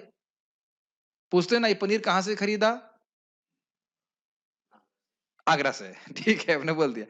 तो अब सोचे ना, आपको कहना ये पनीर हमेशा से था। ये क्या मतलब हुआ? पनीर हमेशा से था। आप जब दवाएं देते हैं गायों की, तो उसमें दवाओं में लिखा रहता है ना, इसमें ये है, इसमें ये है, इसमें ये है। तो स्वाभाविक रूप से प्रश्न आएगा ना कि इन वस्तु में ये जो इंग्रेडिएंट्स हैं वो कहाँ से आए? ये प्रश्न नहीं बनता है? बनेगा। अभी से बातें क्यों बोल रहे हैं? क्योंकि कुछ मीमांसक, कुछ फिलोसोफर ऐसे हैं जो कहते हैं ना, इस जगत में हर वस्तु हमेशा से रही है, ये कहीं से नहीं आई है। तो इस फिलॉसफी को ध्वंस करने के लिए श्रीधर स्वामी इस बात को बोलते हैं कि आप इस जगत को देख रहे हो, ये जगत सावयव है, it has ingredients, is it not? Earth, water, fire, air, ether. तो प्रश्न बनेगा ये आए कहां से? भैया आपने प्रभुपाद जी कई बार बोलते हैं ना कि कोई बुद्धिमान व्यक्ति देखेगा इस जगत को, देख करके बोलेगा कि भाई ये जगत कहां से आया? तो कहां से आए का कारण क्या है? क्या कारण है सोचने का कि ये वस्तुएं एक एक पॉइंट हमें दिख रहा है, एक दो तीन चार सब वस्तुएं दिख रही हैं, ये इंग्रेडिएंट्स दिख रहे हैं, कहां से आए? मेरी बात समझ में आ रही है? अवयव वाली बात समझ में आ रही है, नहीं आ रही है? अच्छा। तो यानी कि हर वस्तु, अर्थ, वाटर, फायर, एयर, ईथर, जो भी इस जगत के घटक हैं, पृथ्वी, जल, वायु, अग्नि, आकाश, उनका भगवान से अन्वय अर्थात सीधा संबंध है, ये भगवान की शक्तियां हैं। भगवत गीता में सुना था ना, भूमि रापो नलो वायु खम मनो बुद्धिरेव च अहंकारमिति में भिन्ना प्रकृतिर अष्टधा। सीधा संबंध समझ में आ गया? अच्छा। और व्यतिरिक्त तो बहुत आसान बात है, जो भगवान ये वस्तु में जब नहीं रहेंगी तो भी भगवान रहते हैं, ये तो बहुत स्पष्ट है, तो ये कोई दिक्कत नहीं है। ये एक ही बात को हल्का अलग अलग तरह से समझा रहे हैं, लेकिन पता नहीं आप लोग को इंगेजिंग लग रहा होगा कि नहीं लग रहा होगा। इंगेजिंग मतलब माइंड लग रहा होगा कि नहीं लग रहा होगा। मुझे लगता है कि बुद्धि को और कुछ सोचने का मौका ही नहीं होगा अगर आप इस पे ध्यान दे रहे हैं तो। लगातार प्रोसेस करता रहना पड़ेगा कि क्या बोला जा रहा है। और ये पहली बार सुन रहे हैं अगर, तो स्वाभाविक ही कठिन लगेगा, लेकिन आप अगर दोबारा पढ़ेंगे, सुनेंगे तो आपको समझ में आएगा, और कुछ डाउट रहेगा तो हम उसको क्लियर करने का प्रयास करेंगे। नोट: अव्यय अवयव अर्थात कुछ सूक्ष्म घटकों से मिलकर कुछ स्थूल वस्तु बनती है, जैसे कि आकाश से, आकाश प्लस मिथ्यांकार इत्यादि के द्वारा फिर क्या बनता है? आकाश के क्या आता है? वायु तत्व आता है। फिर वायु सूक्ष्म है, फिर वायु से अग्नि आती है, अग्नि से जल, और जल अग्नि से जल आता है, सोचिए अमेजिंग। और जल से पृथ्वी आती है। तो जल जो है वह पृथ्वी से सूक्ष्म है, उससे सूक्ष्म अग्नि है इत्यादि। तो कह रहे हैं कि उसके घटक हैं, हर वस्तु का यहाँ पे जो भौतिक है उसके घटक हैं। आत्मा के घटक हैं? आत्मा का कोई घटक नहीं है, ये ध्यान रखिएगा, इसलिए आत्मा शाश्वत है। इसीलिए हम आत्मा के कहीं से आने की बात नहीं करते। भौतिक शरीर के घटक हैं इसलिए आने की बात कर रहे हैं। जो वस्तु सावयव होती है, इसके इंग्रेडिएंट्स होते हैं, उसकी हम बात करते हैं कहां से आ रही है। लेकिन आत्मा निरवयव है, मतलब उसमें अवयव नहीं है, कोई इंग्रेडिएंट्स नहीं है आत्मा के। भगवान में कोई इंग्रेडिएंट्स नहीं, तो भगवान के कहां से आए ये प्रश्न आप नहीं खड़ा कर सकते। मेरी बात समझ में आ रही है श्रीनाथ जी प्रभु? ठीक है। आप कहीं से आए हैं? हाँ बोल रहे हो? तो क्या समझ में आया मेरी बात? प्रेम कृष्ण, आप कहीं से आए हैं? नहीं, आत्मा के स्वरूप है, वह कृष्ण का नित्य दास है। कहीं से आया है ऐसी बात नहीं करते। कभी करते हैं ऐसी बात? कहीं बात नहीं करते। प्रभु जी इतनी फिलॉसफी दोगे तो हमारा तो भागवत पढ़ने का उत्साह ही समाप्त हो जाएगा। पता नहीं, मैं तो उसको पढ़ करके उत्साहित हो रहा हूँ। इतनी सुंदर फिलॉसफी आप देख रहे हैं कि ये बताइए, जितने अन्य कभी कभी लोग बोल देते हैं, महाराज बोल रहे थे कि ये गीता भागवत के बराबर में अन्य ग्रंथ हैं, कहीं स्पर्श भी नहीं करते हो, रेस में कहीं पीछे छूट जाते हैं। कोई ग्रंथ अन्य धार्मिक ग्रंथ ये टच भी नहीं कर सकता भागवतम को, श्रीमद् भागवतम, भगवत गीता को टच भी नहीं कर सकता, इतना ज्ञान है ही नहीं। कोई कहता है आप उसको पढ़ेंगे, क्या पढ़ेंगे बताइए? क्या पढ़ने की जरूरत है? श्रीमद् भागवतम पढ़ने के बाद कुछ पढ़ने की जरूरत है? और इतना मुश्किल नहीं है, एक दो बार आप पढ़ेंगे तो आपको समझ में आ जाएगा। ठीक है, ठीक है। साथ ही यदि कोई वस्तु अवयवों से युक्त है तो प्रश्न होगा कि वे अवयव कहां से आए। ठीक है, ये बता रहा था ना, इंग्रेडिएंट्स कहां से आए। मीमांसकों का मत है कि यह विश्व हमेशा से है और हमेशा रहेगा, इसलिए सृष्टिकर्ता की कोई आवश्यकता नहीं है। तो इस तर्क का खंडन यहाँ किया जा रहा है कि हमको यह समझना होगा कि जगत की हर वस्तु भगवान की शक्ति से प्रकट हुई है। समझ में आई बात? ये क्यों बोल रहे हैं कि आप ऐसा नहीं सोचना, और श्लोक ही बोला जन्मादि अस्य यतः, आप ऐसा मत सोचो कि जगत हमेशा से रहा। जन्म आदि का मतलब हुआ, जन्म का ही मतलब हो गया कि इसके पहले जन्म नहीं, इसके पहले जगत नहीं था। सृष्टि के पहले कुछ भी नहीं था, सुने थे ना आप? सत्य भी नहीं असत्य भी नहीं था, ऐसे करके वो गाते हैं। तो सृष्टि के पहले कुछ भी नहीं था मतलब है भौतिक जगत नहीं था, लेकिन भगवान की सत्ता थी और भगवान का धाम था। लेकिन उन भगवान से ये सृष्टि होती है, उसकी पालन भी यही कर रहे हैं और प्रलय भी वही करते हैं। अब अभी हमारे पास काफ़ी समय बाकी नहीं है। बाकी तो है, अब पता नहीं आप लोग सुन रहे हैं, कंटिन्यू करें या नहीं? बंद कर दें क्या? हाँ, हाँ, ना, ना, बस। देखिए 7 से 9 की बात हुई थी, अब 7 से साढ़े 8 में भी कठिनाई है। 15 मिनट तो और सुन लेना चाहिए। सुना दें? पढ़ लें या थक गए? सीसी नहीं कर पाएँगे, सीसी तो we will not see CC right now. Let's see if हमारे ज़ूम के डिवोटीज़ ओके, भक्त लोग बोल रहे हैं कि हम शुरू कर सकते हैं, तो 15 मिनट और हम पढ़ लेते हैं और अगर नहीं सुन सकते हैं, तो बच्चों को केवल स्कूल 1 घंटे के लिए भेजना और नौकरी जो लोग कर रहे हैं 8-9 घंटे, वह भी 1 घंटे नौकरी कीजिएगा। जो लोग दुकान पे बैठ रहे हैं 12-12 घंटे, एक उनका अभ्यास हो गया है कि 12 घंटे दुकान पे बैठ जाते हैं। आसन सिद्धि मिल गई है दुकान में बैठने की। तो 15 मिनट तो हम और चर्चा करेंगे कि इसका लिंक है। लिंक हम नहीं छोड़ना चाहते हैं, इसलिए उसको आगे पढ़ते हैं। कहाँ गए? लिंक हाँ, अब उसका वह प्रमाण दे रहे हैं। इसको प्रभुपाद जी अपने तात्पर्य में लिखेंगे। तथा च श्रुति ही यानी श्रुति में ऐसा कहा गया है, यतो व इमानि भूतानि जायन्ते येन जातानि जीवन्ति यत् प्रयन्ति अभिसंविशन्ति इति आद्यः स्मृतिश्च। तो कह रहे हैं यतो व इमानि भूतानि जायन्ते, जिनसे जिन भगवान से सारे भूत प्रकट होते हैं, यानी पृथ्वी जल आयु जो भी इत्यादि शब्द आते हैं और सारे ठीक है। ये ना जातानि जीवंती, जिनसे ही वो सारे जीवित रहते हैं, पालन होता है, पवन करते हैं। ये ना प्रयत्न अभिसंविशंति, जब प्रलय हो जाती तो उन्हीं में प्रवेश कर जाते हैं। तो ये है श्रीधर स्वामी कह रहे हैं कि ऐसा मैं अपने मन से नहीं कह रहा हूं, ये तो श्रुति का वाक्य है, स्मृति का वाक्य है। इसका अनुवाद मैं नहीं पढ़ूंगा, ये तो समझ में आ गया।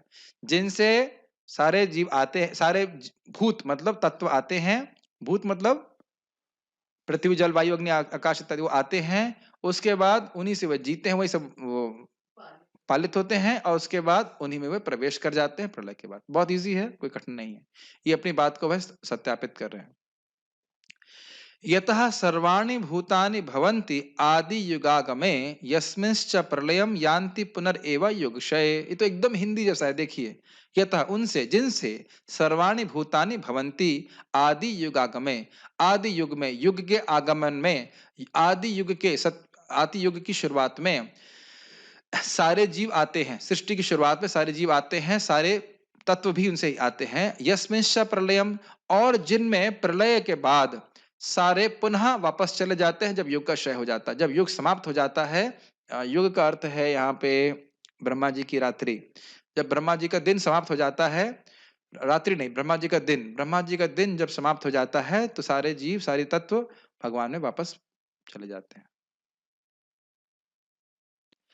ब्रह्मा जी का दिन जब समाप्त हो जाता है तो सारे तत्व भगवान में लीन नहीं करते हैं, क्षमा कीजिएगा। तो वो सब ग्रह इत्यादि नष्ट हो जाते हैं। जब ब्रह्मा जी की परम आयु नष्ट हो जाती है, समाप्त हो जाती है, तब सारे तत्व भगवान में प्रवेश करते हैं। आप जानते हो इस बात को, स्लिप ऑफ टंग। इसका भी अनुवाद नहीं पढ़ रहा हूं, ये आप जानते हो। मैं एक बार, मुझे डर लग रहा है, समझ में आया कि नहीं आया? ब्रह्मा जी की जब जन्म होता है, उससे पहले सारे तत्वों की सृष्टि होती है कि नहीं? और जब ब्रह्मा जी का शरीर मतलब छूट जाता है, कह लीजिए उनकी जो पूरा परम आयु पूर्ण हो जाती है, तो सारे तत्व भगवान में फिर से लीन हो जाते हैं। ब्रह्मांड नष्ट नहीं होता है ब्रह्मा जी के दिन के अंत में, ये गीता में समझाया गया था। ब्रह्मा जी के दिन के अंत में ब्रह्मांड नष्ट नहीं होता है, ब्रह्मा जी की परम आयु होने पे ब्रह्मांड नष्ट होते हैं, तभी सारे तत्व भी नष्ट होते हैं। Make sense? ओके। अब अ, तो यानी कि यहाँ पे भगवान इस जगत के कारण हैं। अब बड़ा इंटरेस्टिंग है। तो कह रहे हैं कि आप ये कह रहे हो कि मैं उसका ध्यान कर रहा हूं जो इस जगत का जन्म, स्थिति और प्रलय का कारण है। तो क्या तुम प्रधान का ध्यान कर रहे हो? प्रधान मतलब भगवान की माया शक्ति का वह स्वरूप जिसमें रजगुण, तमगुण और सत्वगुण साम्य अवस्था में रहते हैं, 1:1:1। देखिए क्या कह रहे हैं। तरही, तरही मतलब तब, तरही किम प्रधानम जगत कारणत्वात् ध्येयम अभिप्रेतम न न इति आह अभिज्ञो यस्तम जन्मादि अस्यतः इतरतश्चार्थेषु अभिज्ञ। अब अभिज्ञ शब्द की व्याख्या कर रहे हैं। को अब इनका स्टाइल देखिए, ये इसी तरह से स्टाइल रहता है। वो प्रश्न उठाएंगे, प्रश्न एक प्रॉब्लम के रूप में रहेगा, उसको सॉल्व खुद ही कर देंगे। कह रहे हैं तरहि किम प्रधानम, क्या तुम प्रधान को जगत के कारण के रूप में ध्यान कर रहे हो? तो कहते हैं ना इति, नहीं नहीं नहीं नहीं, वो भगवान व परम सत्य तो अभिज्ञ हैं, सचेत हैं, वो जड़ नहीं है। प्रधान तो जड़ है। प्रधान का ध्यान नहीं कर रहा हूं, प्रधान इस जगत का कारण नहीं है। जैसे अगर मैं ये कहूं कि इस माइक में माइक के कारण मिट्टी है, केवल मिट्टी से माइक बन गया है, मिट्टी का मतलब केवल लोहे से माइक बन गया है, उसको बनाने वाला कोई व्यक्ति है कि नहीं, और वो सचेतन है कि नहीं। अगर मैं कह रहा हूं कि श्योर ने माइक बनाया, तो एज सून एज ए से कि श्योर का माइक है, इसका मतलब है कि उसके पीछे इंजीनियर्स हैं जो सचेत हैं, जो इस माइक को बनाए हैं। भले इसमें लोहा लगा है, एल्यूमिनियम लगा है, तार लगा है। समझ में आ रही बात, नहीं आ रही? तो क्या हम जब हम कह रहे हो कि मैं उसका ध्यान करता हूं जो जगत का कारण है, तो क्या प्रधान का ध्यान कर रहे हो? क्या तुम भौतिक तत्वों की सूक्ष्म अवस्था का ध्यान कर रहे हो? तो कहते ना, अभिज्ञ। अभिज्ञ मतलब जो जानते हैं, जानते का मतलब वो सचेत सचेत सचेत सचेत हैं, वो उनकी ज्ञान शक्ति है। इसी बात को समझना चाहिए। निर्विशेष शून्यवादी पाश्चात्य देश तारणे। भगवान परम सत्य एक व्यक्ति हैं, वह सचेत हैं, वह कॉन्शियस हैं। ये प्रथम श्लोक से ही स्थापित हो रहा है भागवत में। नहीं तो लोग क्या बोलते हैं, हाँ भाई सब कुछ प्रकृति कर रही है। प्रकृति तुम्हारी नानी है जो कर रही है? प्रकृति जड़ है, वह भगवान की शक्ति के बिना, भगवान की अध्यक्षता के बिना कुछ नहीं कर पा रही। तो एक एक शब्द का अर्थ है। तो आप समझ रहे हैं अभिज्ञ से क्या सूचित हो रहा है पार्थ कृष्ण प्रभु? अभिज्ञ शब्द से क्या सूचित हो रहा है? भगवान सचेत व्यक्ति हैं, जो परम सत्य जिनका आप ध्यान कर रहे हैं, वो एक व्यक्ति है, is a conscious person. Make sense और नॉट सेंस? ठीक है। क्योंकि जड़ वस्तु कोई सृष्टि अपने रूप से, स्वतंत्र रूप से नहीं कर सकती है।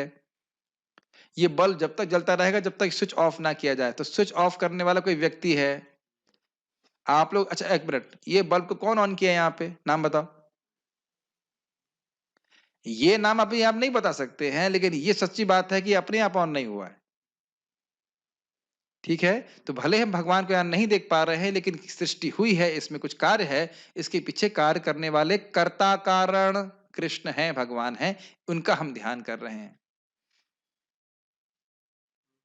ठीक। थोड़ा सा इसको मैं पढ़ लेता हूं। अब प्रश्न उठता है कि यहाँ जगत के कारण रूप से प्रधान प्रकृति के ध्यान का विधान किया गया है क्या? क्या आप प्रधान का ध्यान कर रहे हो? तो ऐसी बात नहीं है, क्योंकि प्रकृति जड़ है, वह सृष्टि से पहले ईक्षण रूपी संकल्प नहीं कर सकती। मतलब भगवान ने स इक्षतः बहुश्यामा, भगवान ने संकल्प किया कि जगत की सृष्टि हो, और जगत की सृष्टि हो गई। तो यह जड़ प्रकृति में नहीं हो सकता, ये संकल्प नहीं हो सकता है कि नहीं? ऐसा तो नहीं कि मैं यहाँ पे नहीं होऊंगा, माइक अपने आप बोलना चालू कर देगा, ओम नमो भगवते वासुदेवाय जन्म नहीं, कहीं नहीं बोलने वाला है। ठीक है। संकल्प करना चेतना का कार्य है, इससे समझना चाहिए कि और भगवान अभिज्ञ है। ये समझ में आया? संकल्प मतलब ये होना चाहिए, तो ये इच्छा किसकी है? जीव आत्मा कर रहा है। भले वो मन और बुद्धि के द्वारा प्रकट कर रहा है, लेकिन उसके जो संकल्प शक्ति है वो जीव की शक्ति है। उसी प्रकार से भगवान की संकल्प शक्ति। समझ में आ रहा है? तो हम क्या सीख रहे हैं अभिज्ञ शब्द से, कि जो इस जगत के कारण है वो एक जीवित व्यक्ति है, और वो हमेशा से जीवित है, कभी मरे नहीं। कभी कभी लोग भी इस प्रकार की धारणा करते हैं कि भगवान रहे होंगे लेकिन अब मर गए हैं। ना, भगवान कभी नहीं मरते, हमेशा भगवान रहते हैं। और उसको वह श्लोकों से कोट कर रहे हैं प्रमाणित देने के लिए। मैं अभिज्ञ शब्द के बाद रुक जाऊंगा। स इक्षतः लोकान नुसृजा इति स ईमान लोकान असृजत इति श्रुते। उन्होंने जगत पर देखा और सृष्टि करी। आ, एक बात समझ लेना चाहिए, जगत पर देखा मतलब जगत पहले से था नहीं, प्रधान पे देखा। और उसके प्रधान मतलब प्रकृति की अव्यक्त अवस्था, जिसमें गुण 1:1:1 के रेशियो में रहते हैं, कोई सृष्टि नहीं होती। और सृष्टि करी का मतलब क्या था? संकल्प किया कि सृष्टि हो जाए, दृष्टिपात किया, और उससे संकल्प, उससे सृष्टि हो गई। तो ये सब एक व्यक्ति के गुण हैं जो कि सचेत हो। सृष्टि जब नहीं थी तो भगवान ने सोचा, तो भगवान जिंदा है कि नहीं? क्या ये माइक सोच रहा था कि अब 7 बज गया है और प्रवचन होना चाहिए? मेरी बात समझ रहे हैं? या वो कहे कि अब क्लास बंद करने का समय आ गया है, तो क्लास बंद कर देना चाहिए, मैं ऑफ हो रहा हूं क्योंकि 8:30 बज गए। क्या ऐसा होता है माइक? क्लियर? मैं बहुत सिंपल शब्दों में बता रहा हूं ताकि बस समझ में आ जाए। तो संकल्प शक्ति किसकी होती है? मृत वस्तु की, जड़ वस्तु की, कि सचेतन वस्तु की? चेतना वाली वस्तु की। तो यही बात बोल रहे हैं, इसको प्रमाण से बता रहे हैं, एतरे उपनिषद से। इक्षतेर ना शब्दम इति न्यायच्च। वेदांत सूत्र का श्लोक है। इसका अर्थ है कि भगवान का वर्णन शास्त्र द्वारा किया जाता है, यद्यपि भगवान पूर्ण रूप से भौतिक प्रकृति के परे है। तो यह बोल रहे हैं कि ये वर्णन है कि इस जगत के स्रोत भगवान ही है, प्रकृति नहीं है। ये शास्त्रों में इसका वर्णन है। कंटिन्यू करूं या? अब तो बहुत आसान होगा, अब बहुत मुश्किल नहीं है। अब बहुत बहुत विनोदपूर्ण भी टीका है, तो अगर थोड़ा सा आप सुन सकें तो हम कंटिन्यू करते हैं। तरहि किम जीवोधेय। अभी आप कह रहे हो अभिज्ञ, तो हमने चर्चा किया कि भाई जीवात्मा भी संकल्प करता है। तो क्या किसी जीवात्मा का ध्यान कर रहे हो जो इस जगत का कारण है? ठीक है, चलिए ठीक है, प्रधान कारण नहीं मान गए, जड़ वस्तु कारण नहीं है। आप बोल रहे हो अभिज्ञ है, चलो मान गए। लेकिन क्या किसी जीवात्मा का ध्यान कर रहे हो? ब्रह्मा जी का ध्यान कर रहे हो ना, ब्रह्मा जी का ध्यान कर रहे हो, ब्रह्मा जी जगत के कारण है। तो कहते हैं ना नेति तरहि किम जीवोदेह स्यात्। क्या तुम किसी जीव का ध्यान कर रहे हो? तो कहते हैं न इत्याह, नहीं नहीं नहीं। व्यासदेव कह रहे नहीं नहीं नहीं। स्वराट जन्मादस्य यतोन्वयत जन्मादस्य यतोन्वयात इतरतश्चाभिज्ञो स्वराट। स्वराट मतलब स्वतंत्र, सर्वतंत्र स्वतंत्र, इसको स्वराट कहते हैं। सर्वतंत्र मतलब किसी भी व्यवस्था के ऊपर वह आश्रित नहीं है। जब सृष्टि नहीं हुई थी तो कोई भी नहीं था भगवान के पास जाकर बोलने वाला कि भाई सृष्टि कीजिए। कोई उनकी हेल्प करने वाला नहीं था। भगवान ने अपनी ही शक्ति से इस जगत की सृष्टि कर दी।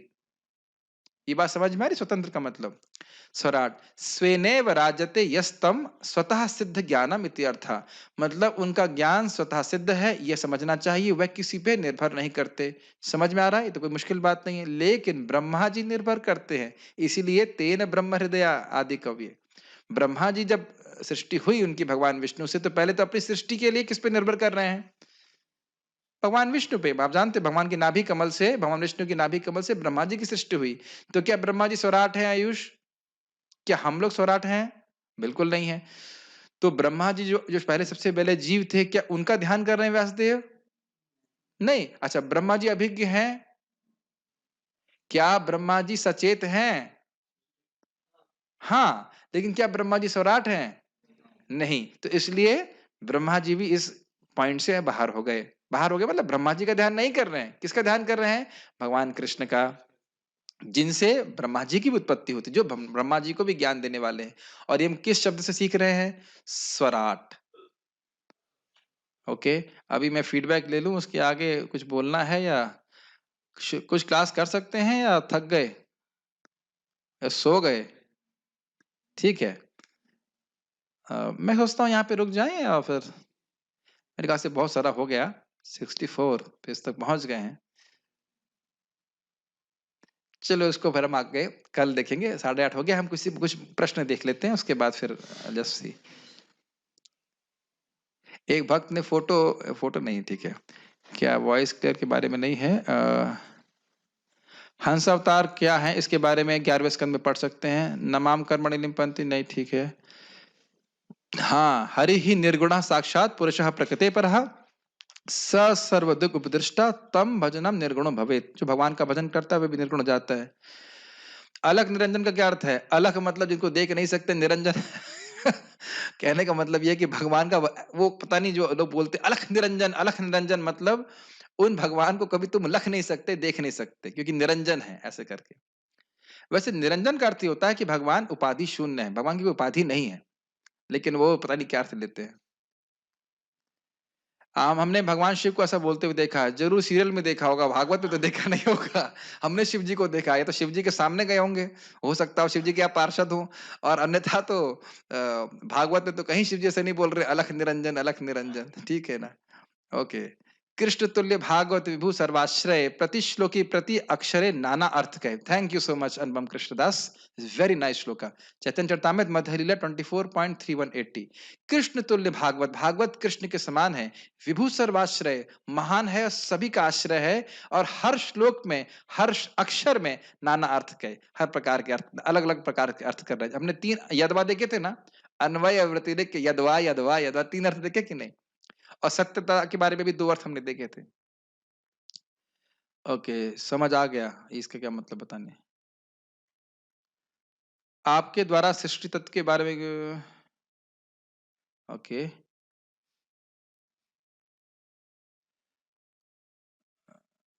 ओके। और कोई प्रश्न नहीं है? दर्शन का अभिप्राय ओनली भगवान और उनकी सृष्टि को समझाना समझना है। इससे कोई प्रैक्टिकल लर्निंग नहीं मिलती है, ऐसा लगता है। माफ करना, माफ कर दिया, ठीक है। लेकिन देखिए, दर्शन का अभिप्राय ओनली भगवान और उनकी सृष्टि को समझना है। अरे इसी को गलत समझने के कारण तो जगत में फंसे हुए हैं। ये मेरा है, मैं इसकी हूं, मैं उसका हूं, यही करते करते तो पूरा जीवन बीता जा रहा है। मैंने एग्जाम्पल पहले दिया था, 100 रुपए का नोट। किसी के पास है 100 रुपए के नोट यहाँ पे जेब में अभी?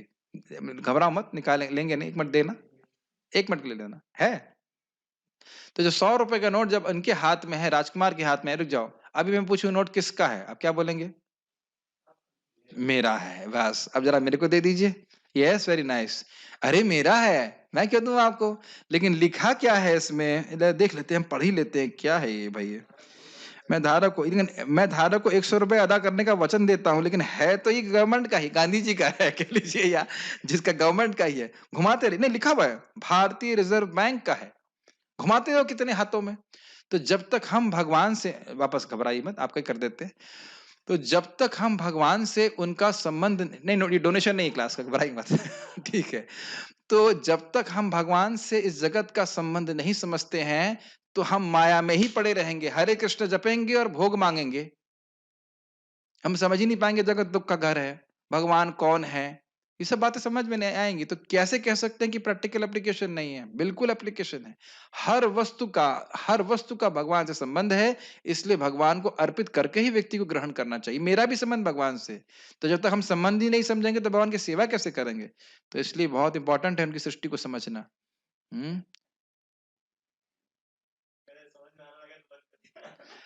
नहीं घबराइए मत, अभी हमारे पास बहुत सारा मटेरियल है, श्रील प्रभुपाद जी के तात्पर्य है और टीका। अभी हम इसको खाली रिवाइज करेंगे, आज हमने क्या क्या चर्चा करी थी। हाँ, तक चलो रिवाइज कल करेंगे हम, वो अच्छा रहेगा। आप लोग आज इसको डाइजेस्ट कीजिए और उसके बाद क्या कहते हैं, उसको पढ़िए। 43 पेज से लेकर 64 पेज तक हमने आज चर्चा करी है, उसको आप लोग पढ़िएगा। और उसके बाद फिर आप लोग कल कोई प्रश्न, हाँ एक कुछ प्रश्न कल के रह गए थे, इंटरेस्टिंग प्रश्न है। एक माता जी ने पूछा कि आपने कहा कि भाई इस प्रथम श्लोक में सर्ग विसर्ग पोषण और आश्रय तत्व का वर्णन है, तो उसमें आपने फिर बोले संबंध तत्व का वर्णन है, ये कहां से आ गया? अरे भाई समझो, सर्ग विसर्ग पोषण आदि का जो संबंध आश्रय तत्व है से है, उसका वर्णन इस श्लोक में है। सर्ग विसर्ग का तो मतलब है ही, लेकिन इसका संबंध भगवान से क्या है, यह भी श्लोक में वर्णन है। तो संबंध तत्व का वर्णन है। उम्मीद है कि अब समझ में आ गया होगा। और कोई प्रश्न मैं समझता हूँ कि ये नहीं है। हाँ, हाँ। देखिए आचार्य लोग निकालते हैं, कहिए आचार्यों को समझ में आता है, ये कहिए, ये अर्थ है। हम लोग तो अंधे हैं, हम नहीं देख पाते, समझ सकते हैं। कितनी बार हम लोग पढ़ लिए होंगे जन्माद्यस्य को, कहाँ समझ पाएंगे कि अभिज्ञ का अर्थ क्या है, ये है। आचार्य लगन उसका आस्वादन करते हैं। क्या है? अहम वेत्ति शुको वेत्ति वास व्यास वेत्ति न वेत्ति वा श्रीधरम सकलम वेत्ति नरसिंह प्रसादये। भगवान नरसिंह के प्रसाद कृपा से श्रीधर स्वामी समझते हैं, और आचार्य गण उसका अध्ययन करते हैं और समझते हैं, तो वे समझते हैं इन अर्थों को, है कि नहीं? नहीं तो कभी हम श्लोक इस प्रकार से नहीं देखते कि जीवोदया प्रधानोदया ऐसे करके कभी नहीं सोचते इस प्रकार से। तो उम्मीद है कि भक्तों को अच्छा लगा होगा। हम यहाँ रुकते हैं। श्रीमद् भागवतम की जय, श्रील श्रीधर स्वामी पाद की जय, श्रील प्रभुपाद की जय, निताय गौर प्रेमानंदे।